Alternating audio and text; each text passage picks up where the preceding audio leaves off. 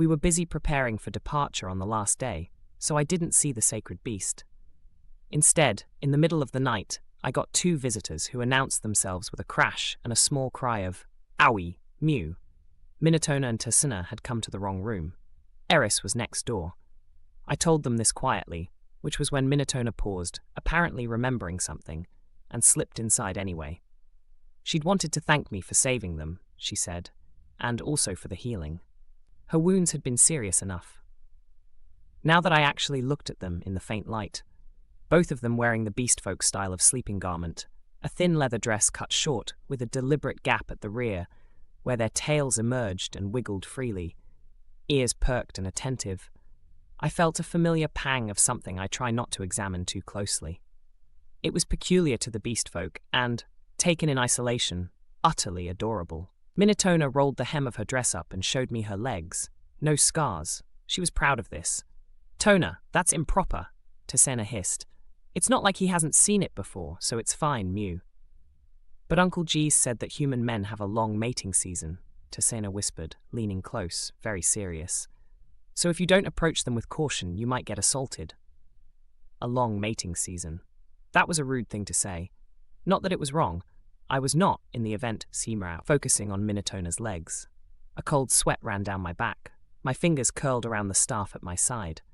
From the room next door, through the wall, came an aura so murderous it was almost visible, dense, cold, and specifically shaped like my name.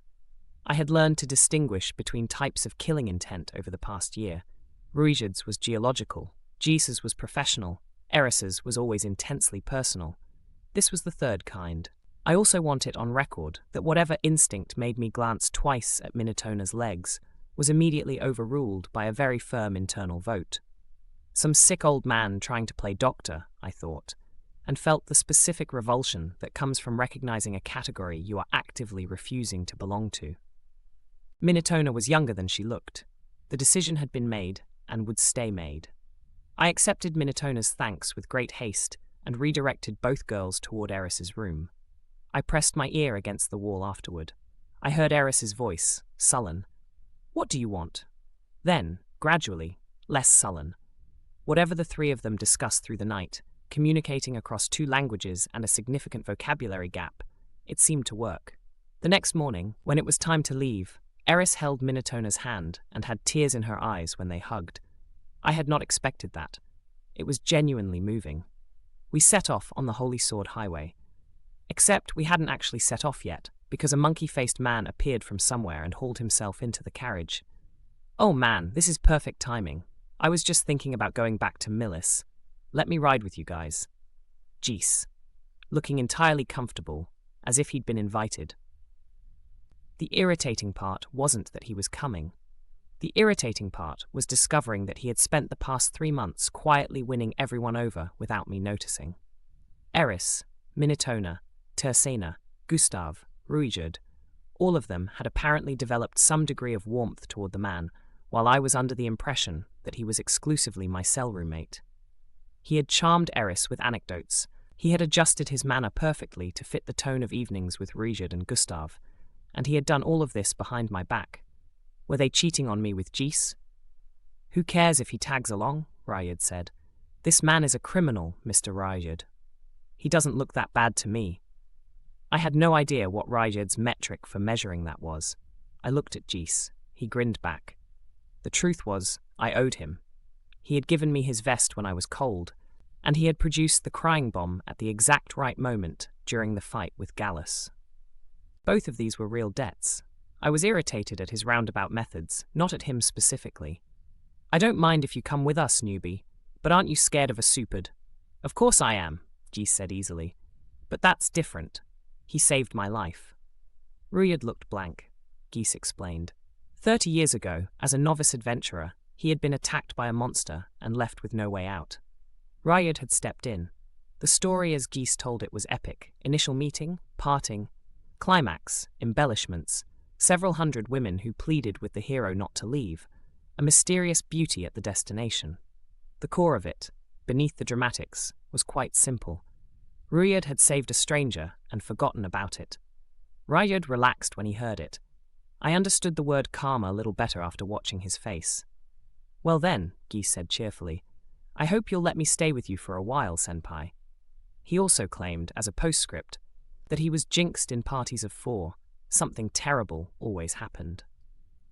I noted that he had managed to end up in a cell with me, despite apparently trying to avoid that exact number.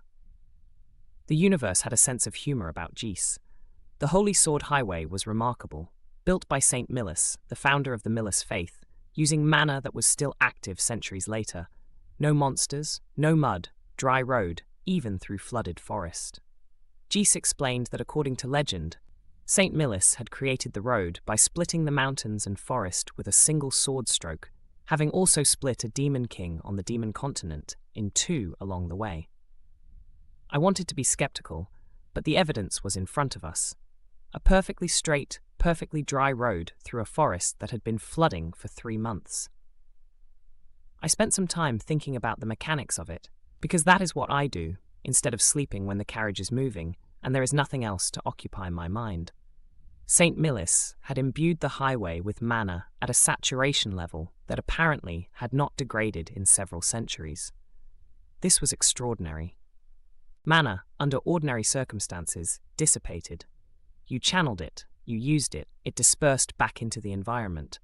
Personal mana stores replenished. Ambient mana in an area could be higher or lower depending on the location, near ley lines, near magical phenomena, deep in old forests, but it moved and changed. What Saint Millis had done was fundamentally different. The mana wasn't ambient here, it was structural. It had been worked into the road itself, the way you might work seasoning into meat before cooking, not applied on top, but throughout. The effect on monsters was what interested me most. Monsters weren't simply animals that had become dangerous. Most of them were animals or other organisms that had accumulated and absorbed ambient mana over time until it altered their fundamental nature, changed their physiology, enhanced their aggression, occasionally gave them abilities that had no natural explanation. This was mana behaving pathologically from the perspective of whatever it was affecting. The Holy Sword Highway's mana, however, was mana that had been shaped by a specific will toward a specific purpose. It repelled. Whatever Saint Millis had encoded into those centuries-old reserves acted as a barrier, not a wall, but a gradual pressure that organisms sensitive to mana, which monsters were, by definition, found uncomfortable to approach and impossible to sustain proximity to. Even the water, during the rainy season, drained off the road surface cleanly, rather than pooling, as if the mana had opinions about accumulation of any kind. I thought about the mana in the Fitoa region. I thought about what had happened there. Mana in sufficient quantity, moving suddenly, could pick up children and deposit them on another continent. It could also, I supposed, build a road that lasted forever. The same force, directed by an extraordinary person toward a constructive purpose, expressed itself as infrastructure. Directed by nothing or by catastrophe, it expressed itself as the event that had scattered my family across the world. The cut went both ways. It always did. I tried not to think about it for long. We camped at fixed intervals along the road. Ruijerd hunted. I gathered spices. The great forest provided things I recognized from the plant encyclopedia I'd read as a child, and my cooking had improved from terrible to merely less awful over the past year. I was proud of this. Then Geese cooked. It was sorcery. He took the nuts and wild grass I collected and turned them into seasoning that made forest rabbit taste like it had been prepared by someone who cared. The meat arrived at the table tasting of something. Jazz music, specifically, played somewhere in the middle of the mouth. I hugged him without thinking it through. We both immediately regretted it. Our feelings were mutual, and we never spoke of it again. Eris, who had nothing to do once the firewood was collected. Ruijerd was hunting. Geese was cooking. I was working on the Ruijerd figurine I'd started in the village, a 1/10 scale stone figure I intended to use as image rehabilitation for the superd. Declared that she was bored and demanded Geese teach her to cook. Pass, Geese said. Why not? 'Cause I don't want to. So, why not? He sighed and gave a reason. Swordspeople only needed to think about fighting. Cooking was a waste of time. She was talented at the sword. She shouldn't squander it.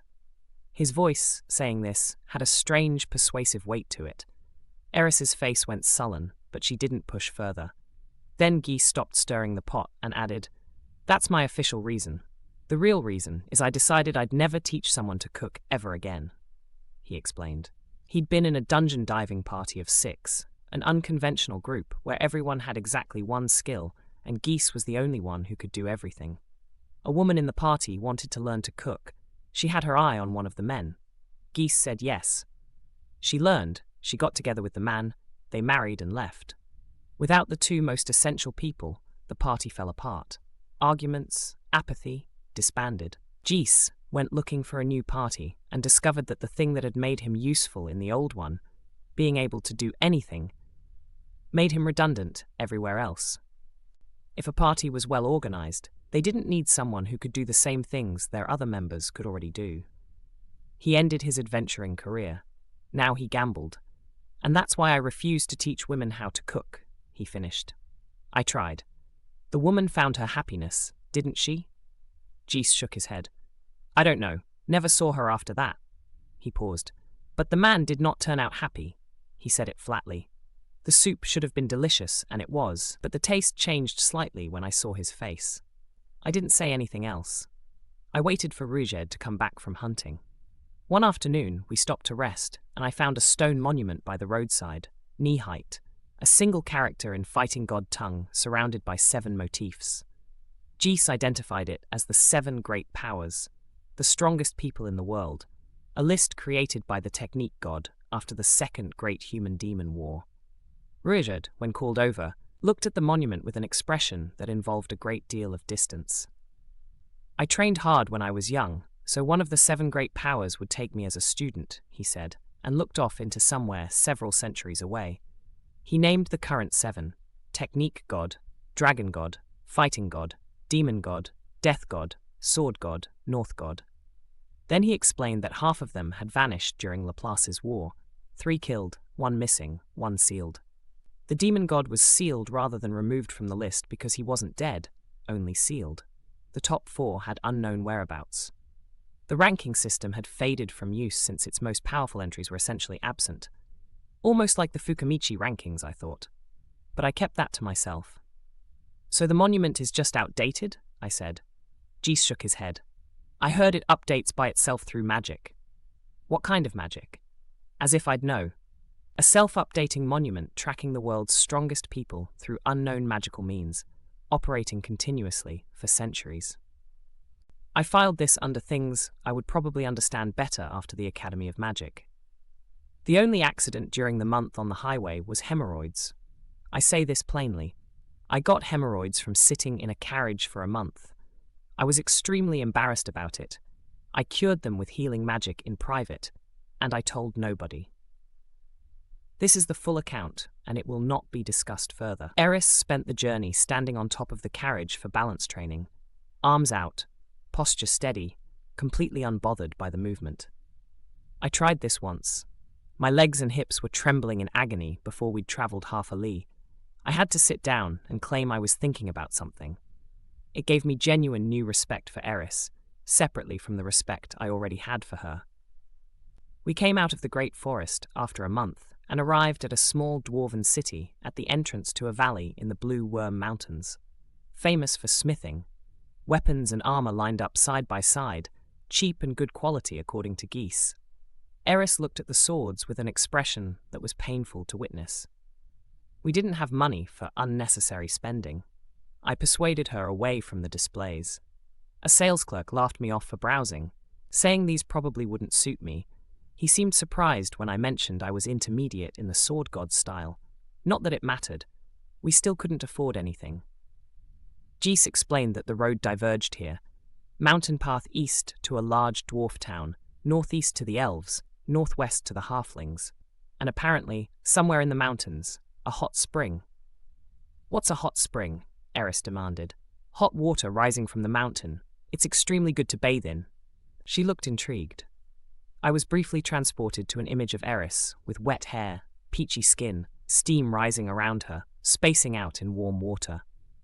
The image was vivid, and I indulged it for approximately 3 seconds, before Geese explained that the rainy season had just ended and the mountains were a mess, mudslides, impassable paths, not worth the time. I let go of the hot spring. It hurt a little, but I let go. The highway continued through the Blue Worm Mountains. The road cleaved the range in two, just wide enough for two carriages to pass each other, a ravine held together by Saint Millis's manor. Rocks rarely fell, monsters didn't appear. 3 days to cross, and then we were through. The Holy Country of Millis, the domain of men. My heart genuinely lifted when I saw it. There is a separate story running parallel to ours, and it begins with a boy waking up screaming. A silver-haired boy of around 10 sat upright in bed, gasping. He patted his own body, checked his hair, grabbed fistfuls of it, verifying he was intact. The dream had been falling. Mid-air, clouds, the ground accelerating toward him. Magic that slowed but could not stop. He came back to himself in a soft bed in a room in the Asura royal palace. He looked down. The sheets were damp. Not just damp, soaked through, steam rising from them. From the bunk above, another boy peered down. This was Luke, somewhere at the cusp of adulthood and self-reportedly handsome enough to captivate anyone. He took in the scene without cruelty. That dream again? The silver-haired boy, Fitz, looked at Luke with tears already forming and tried to apologize. Luke told him not to. Nobody was going to blame him. Plenty of people in this palace woke up with soiled sheets after that day. He told Fitz to get changed and get moving. Lady Ariel was waiting. Fitz had been transported mid-air over the Fitoa region on the day of the Displacement Incident. He fell from a height that should have killed him. He was 10 years old, intermediate tier or better in every school of magic, capable of voiceless casting, and he used all of it on the way down, slowing his fall enough that he landed with only 2 broken legs instead of no life. He lost his home, his family, and everything familiar in that single event. When Ariel Anemoy Asura, the second princess of the Asura Kingdom, saw a 10-year-old wielding advanced magic without incantations, she employed him. His work began with waking her. He arrived at a specific time every morning, washed her face, combed her hair, and helped dress her, a task that the complexity of noble clothing made genuinely difficult. He had not known how to dress anyone when he first took the job. He had learned through repetition, the way a country person learns to navigate city streets, by making every mistake once and then not making it again. The nobles disapproved of him. His background was unknown, his family history blank, his manners clearly not those of a noble, and he wore sunglasses at all times, which was considered disrespectful in the imperial court. He flushed when they laughed at him, and then afterward asked Luke what the correct thing to have done was, and practiced it until he could do it without thinking. The nobles gossiped, about Fitz, about Luke, about all 3 of them together, constructing elaborate theories about relationships that were entirely imaginary. Homosexuality among beautiful young men was unremarkable in Asuran court culture, which the nobles seemed to feel gave them license to speculate freely. The sunglasses were a magical item approved by the king himself. They sensed when Ariel was in danger, regardless of where Fitz was. This was deemed necessary after her previous incident. The nobles did not know this. They continued to find the sunglasses objectionable. Ariel's political situation. She was not an adult yet. She had more popular support than noble support, and the nobles who backed the first or second prince were firmly committed. So she and Pilaman Notos Greyrat, Luke's father, the young liege lord of the Milbots region, worked around them, placing their own people quietly into the Knights Guild, the Imperial Guard, the City Watch, the Magicians Guild, undecided, lower-ranking nobles, people without power now who would have influence later. A decade from now, those key positions would be occupied by people who owed Ariel their appointments. It was a strategy for the future. In another room, 2 men discussed Ariel's recent movements. The younger one, blonde, mid-20s, a wineglass in hand containing something good from the Milbots region, listened while the older one, a fat man in his 50s with a half-naked girl on his lap and his hand in places it should not have been, explained that she'd placed people in the Knights Guild and the Imperial Guard. The younger man said this sounded like preparation for a coup. The fat man, not removing his hand from the girl, said no. She was not that impatient. She was building allies. The soldiers and knights, if their captains were loyal to Ariel, would follow. In a real crisis, that would matter.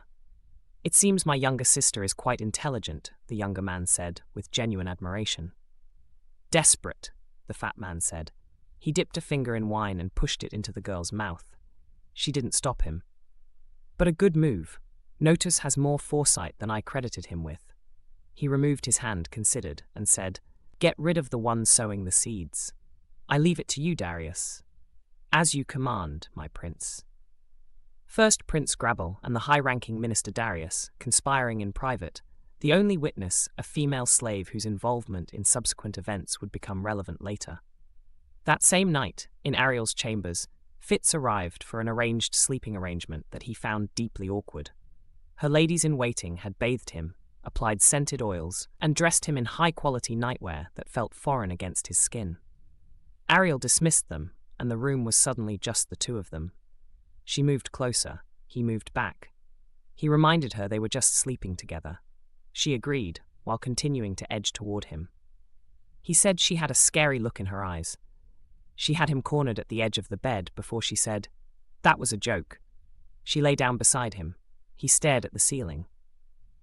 Then she said that she'd been dreaming too. The same dream, Derek killed by the monster, then turning toward her. She had the dream all the time. She woke struggling and couldn't get back to sleep. She took his hand, fingers thin enough to seem fragile, grip firm enough to confirm she was not. Fitz, you weren't the only one who experienced pain that day. If you're having a hard time, you can lean on someone. He thanked her. She said she hoped that sleeping beside the person who had saved her would help.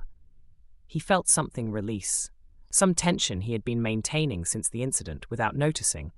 The continuous effort to prove himself useful, the bluffing, the performance of competence so she wouldn't dismiss him, none of it had been necessary. He understood that now. I'm going to do the best I can as your guardian, he said. For the time being, she said. Do it in my dreams. She chuckled, eyes already closing. He smiled. It was his first smile since the incident. Just as consciousness was slipping away, he felt it, a presence that had not been there before. A girl, young, in clothing that covered very little, carrying a large knife, standing beside the bed. She moved the moment his eyes met hers. He was already moving before he had consciously decided to. He put himself between her and Ariel, extended both hands, and released magic without a word. Airburst. The assassin hit the far wall. Airburst, Luke! It's an enemy attack! She stood back up.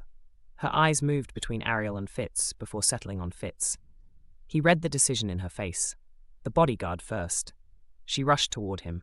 He unleashed sonic boom, advanced wind magic, no incantation, the sound of an explosion, and then a hole in the wall where the canopy bed had been. She had feinted. He'd hit the bed. She threw her knife at Ariel. He stretched his hand out and caught the tip of it with his fingers. The blade sliced through the skin. Something entered his bloodstream. Poison. He registered it distantly as the assassin switched from offense to retreat. His second round of magic hit her directly. It severed all 4 limbs. She went through the hole in the wall into the dark. He moved toward Ariel to check on her. His legs stopped working. Poison. He used detoxification magic before the darkness finished taking him. He had just enough time to confirm Ariel was safe and that Luke, arriving late, was there. He woke with no lingering effects. The cut on his finger had been small. Only a little poison had entered his system. The assassin had been identified from the remains in the courtyard. The Knight's Eye Crow, a famous killer whose career had included multiple noble victims over 10 years. The nobles who had laughed at Fitz reconsidered. He was dubbed Silent Fitz, and the title carried respect. More assassins came after that, one after another. Fitz dispatched them all. No culprit was ever identified. Someone was pressuring the investigations to stall. Ariel, who could be reasonably certain who was sending them but couldn't prove it, wore down under the sustained pressure. Palemon eventually proposed a plan. She would leave the country under the guise of studying abroad. That story continues elsewhere. What remained, for Fitz, was this. After the night of the assassination attempt, he stopped having the dream where he fell from the sky. The falling, the futile magic, the ground accelerating toward him. It stopped. Whether because of what he'd survived, or who he'd slept next to, or some other reason entirely, it stopped. That was his one mercy. It would be some time before his path and Rudeus Greyrats crossed, but it would happen.